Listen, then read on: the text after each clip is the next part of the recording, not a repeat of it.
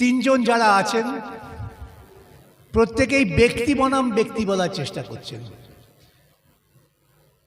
আদর্শ বনাম আদর্শ বলুন, রাজনীতিতে ব্যক্তি বনাম ব্যক্তি নয়। অভিজিৎ আমার অত্যন্ত স্নেহধন্য জুনিয়র ছিলেন,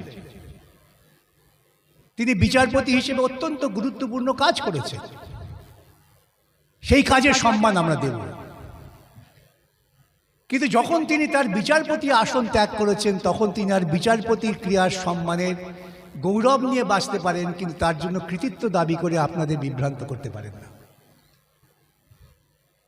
আমি প্রথম দিনই বলেছিলাম যে দুর্নীতিমূলক একটি দলের সঙ্গে নিজেকে সংশ্লিষ্ট করে কখনো দুর্নীতির বিরুদ্ধে লড়াই করা যায় না।